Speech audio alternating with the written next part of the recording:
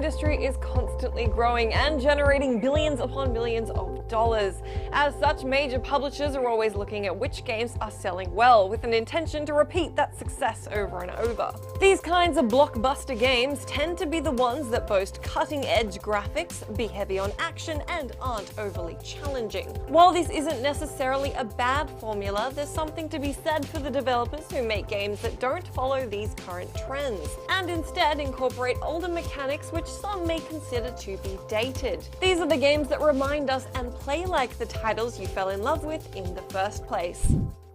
The game that's been absorbing all of my personal hours at the moment is Divinity Original Sin, and it's a really good example of what's so great about this old school revival trend. Original Sin was kickstarted for almost $1 million and is currently one of the most talked about RPGs on the internet, as well as being the best-selling one on Steam. The difference between this and other popular role-playing games like Skyrim is that Divinity plays like an old-school computer RPG from 1999. This means it's hardcore, extremely challenging, and easy to make mistakes that can pretty quickly halt your progress. The amount to which you'll find yourself struggling in the game is related much less to which difficulty you choose, and much more to the decisions you make about your playstyle, since the game demands some serious tactical prowess in its combat and puzzling scenarios. A fight can easily be won or lost by one clever or poor choice. Those who think carefully about optimizing their characters properly, balancing magic users and rogues with frontline fighters for example, will have a much better chance at coming out alive. But why is challenging a good thing? Because gamers aren't stupid. Major publishers aren't usually very keen on releasing punishing games. Skyrim has a very gradual difficulty curve, and the game scales to your character, for example. But the popularity of Original Sin, Dark Souls, and retro platformers like Shovel Knight suggest that players are happy to have a challenge, so long as that challenge is fair and can ultimately be overcome with enough thought,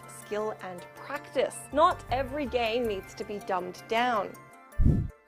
Some people think that since games have evolved so much, these older mechanics should be updated, but personally I think there's so much value in keeping them around. Divinity looks gorgeous and feels modern without letting go of old school mechanics like turn-based combat. Turn-based gameplay was born out of pen and paper RPGs, where a game master couldn't very well take on every player's request to stab and zap any given beastie all at the same time. Turn-taking also lent itself to party-driven computer RPGs like Might and Magic. Here you could single-handedly control a bunch of really different characters with their own races and classes, executing widely different attacks or spells at maximum efficiency. These days, games are at the point where they can let the console or computer process all the player requests at the same time, or have AI help you out with your party combat like in BioWare's Dragon Age. King's Bounty: The Legend, a reworking of the 1990 strategy game bearing the same name, largely retains the mechanics its series was built upon, even though they could be considered dated. It's managed to modernize without completely submitting to the trends of modern games. It's graphically impressive and has updated certain mechanics, like opting for more flexible exploration. But the dev still understands that a lot of people continue to appreciate features like resource management and turn-based combat fun. In the same vein, Shovel Knight was created within the graphical constraints of an 8-bit Nintendo game and offers old-school challenging platforming, but it implements a relatively modern checkpoint system, unlike the games that inspired it, which didn't save your progress at all. This is a great and sensible balance of old school and new school. Given there's nothing all that sexy about resource management and slow punishing gameplay,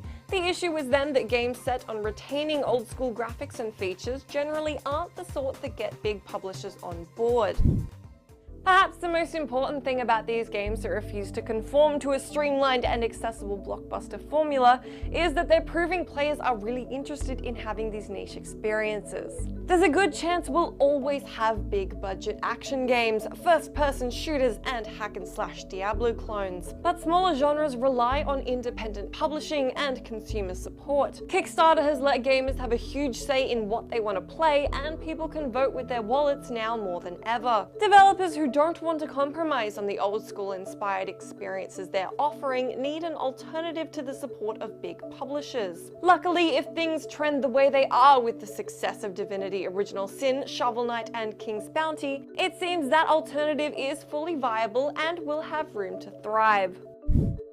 Be sure to head to that comment section and let me know which modern nostalgia-inspired games are your favorite and which older games you don't want to see disappear. I will see you soon.